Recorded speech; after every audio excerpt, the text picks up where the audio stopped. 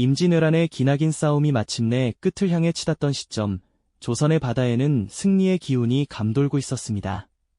우리는 흔히 이 시기를 이풍당당한 조선 수군이 패퇴하는 일본군을 맹렬히 뒤쫓으며 일방적인 승리를 거두는 모습으로 기억하고 있죠. 광활한 푸른 바다 위를 가르며 나아가는 거북선과 판옥선, 그리고 그 뒤를 쫓기는 일본 함선들의 잔해, 머릿속에 자연스레 그려지는 익숙한 풍경일 겁니다. 하지만 과연 그 추격전은 정말로 조선 수군의 일방적인 승리였을까요? 승리에 도취된 조선의 함대가 마주해야 했던 것은 단순한 도망자가 아닌 궁지에 몰린 맹수의 최후 발악과도 같은 처절한 저항이었을지도 모른다는 사실을 우리는 얼마나 알고 있을까요? 역사는 종종 승자의 시선으로 기록되곤 합니다. 임진왜란의 막바지, 조선은 기나긴 전쟁의 고통 속에서도 희망의 빛을 보며 승리에 대한 강한 기대를 품고 있었죠. 이순신 장군이 이끄는 수군은 전열을 굳건히 정비하며 도주하는 일본군을 향해 마지막 일격을 가하기 위해 출정했습니다. 그들의 눈빛에는 자신감과 함께 마침내 이 지긋지긋한 전쟁을 끝내리라는 굳은 결의가 서려 있었을 겁니다. 반면 일본군은 어땠을까요? 그들은 이미 전세가 기울어 본국으로의 철수를 서두르고 있었죠. 뿔뿔이 흩어져 쫓기는 신세, 혼란과 절망 속에서 그들은 오직 살아서 돌아가는 것만을 바랐을 겁니다. 조선 수군의 입장에서 보면 이 추격은 당연한 승리로 이어질 것처럼 보였습니다.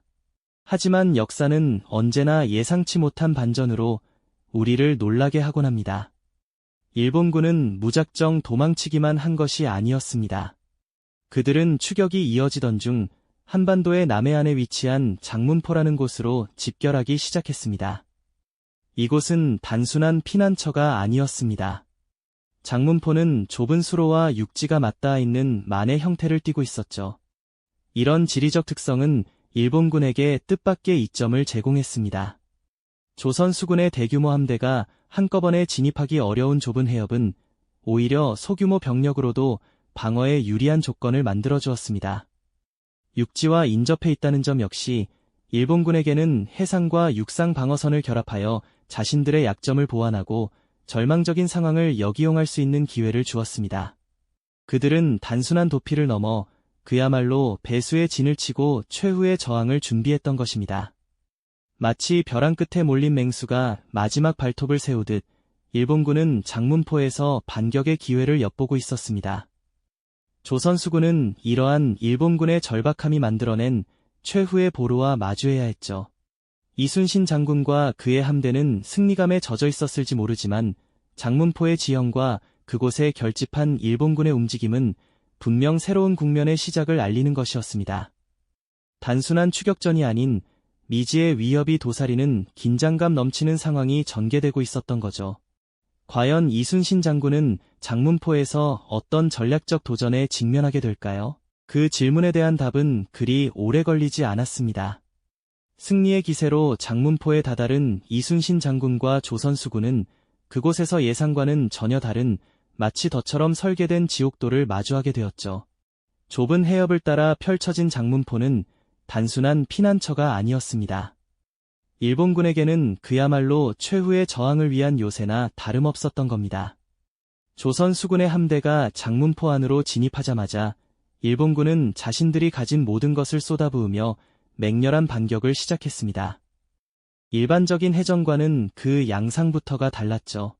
좁다란 수로는 대형 전선들이 자유롭게 기동하기 어렵게 만들었고 육지 가까이부터 방어선을 구축한 일본군은 해안가 요새에서 쉴 새 없이 조총과 화살을 퍼부었습니다. 마치 거대한 바다뱀이 좁은 통로에 갇혀 몸부림치듯 조선 수군은 사방에서 날아드는 공격에 순간적으로 당황할 수밖에 없었습니다. 해상에서는 일본 함선들이 좁은 공간의 이점을 활용해 기습적으로 치고 빠지는 전술을 구사했고 육지에서는 매복한 병력들이 끊임없이 위협을 가했습니다. 이는 단순한 함대 간의 교전이 아니었습니다. 해상 전투와 육상 공격이 복합적으로 얽힌 그야말로 복합 공방전의 형태를 띠고 있었죠. 조선 수군이 바다 위에서 적의 함대를 상대하는 동안 육지에서는 예상치 못한 방향에서 날아드는 조총 탄환과 화살 세례가 병사들의 사기를 꺾으려 들었습니다. 마치 좁은 골목길에서 사방의 건물 옥상에서 총격이 쏟아지는 듯한 상황이었을까요? 전열을 유지하려 애쓰는 병사들의 얼굴에는 혼란과 함께 당혹감이 역력했습니다. 이순신 장군은 이러한 전장의 특이성을 재빨리 간파해야만 했습니다. 그는 단순히 숫자의 우위나 함선의 성능만으로 승부를 결정짓는 기존의 해전 공식이 장문포에서는 통하지 않으리라는 것을 직감했죠. 벼랑 끝에 몰린 일본군의 처절한 저항은 그 어떤 전투보다도 맹렬했고 그들의 눈빛에는 죽음을 각오한 자들의 광기가 서려 있었습니다. 장문포는 승리에 도취되어 있던 조선 수군에게 갑작스러운 냉수를 끼얹는 듯한 충격과 위기감을 안겨주었습니다. 하지만 고뇌는 길지 않았습니다. 이순신 장군은 혼란스러운 전장 한가운데서도 침착함을 잃지 않았습니다. 그의 눈은 빠르게 전장의 흐름을 읽어냈고 이 복잡한 공방전의 핵심을 꿰뚫어 보려 했었죠.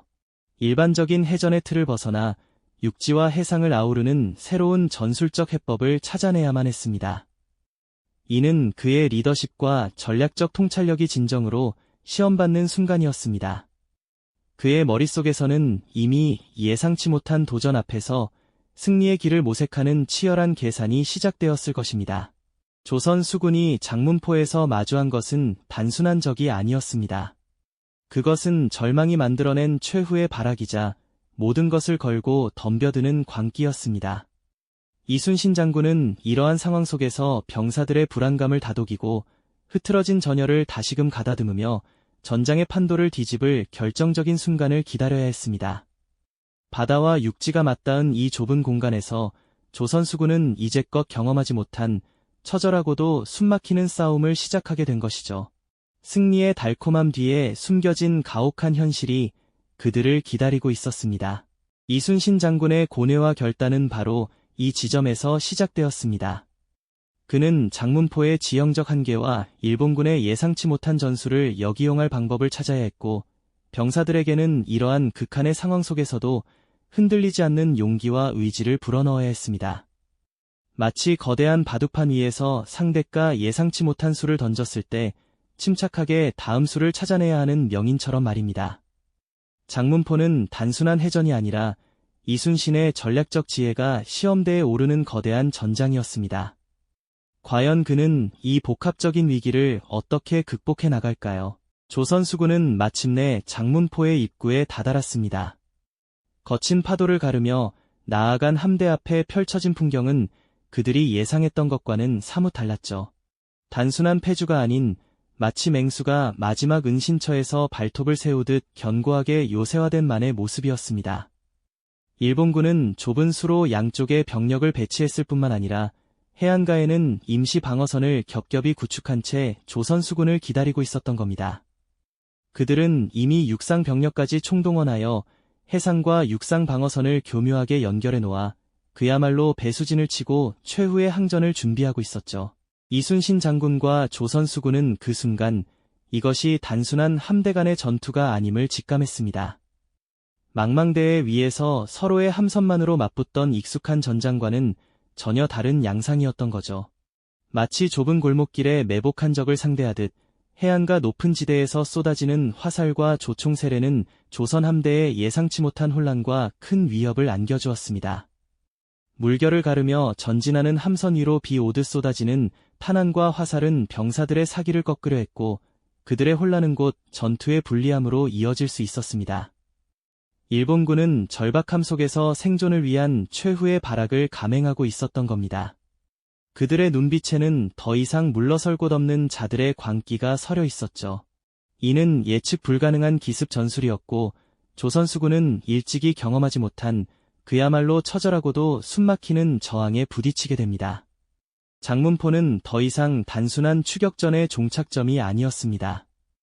이곳은 거대한 함대와 육상 병력이 뒤섞여 싸우는 복합적인 전장이 되어버렸죠.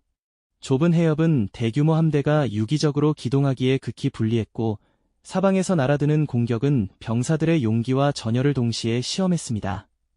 조선 수군은 바다 위에서 단련된 병사들이었지만 육지에서 오는 공격에 대한 대비는 상대적으로 미흡할 수밖에 없었습니다. 이순신 장군은 이러한 숨겨진 전투의 특성을 그 누구보다 빠르게 파악해야 했습니다.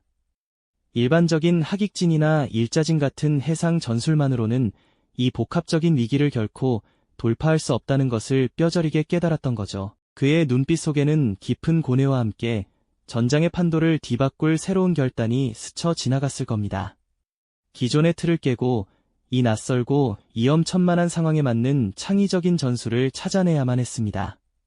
적의 육상 지원을 무력화하고 좁은 수로의 한계를 극복하며 동시에 병사들의 불안감을 잠재우고 혼란스러운 전열을 다시금 가다듬어야 하는 그야말로 중대한 과제가 그의 어깨를 짓눌렀습니다.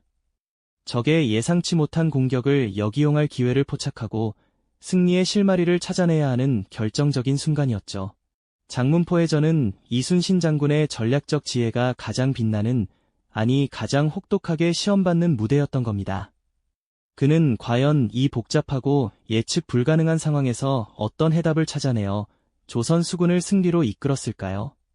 이 영상이 도움이 되셨다면 좋아요와 구독 부탁드립니다. 여러분의 응원이 제게 큰 힘이 됩니다. 다음 영상에서도 더 유용한 정보를 공유하겠습니다. 감사합니다.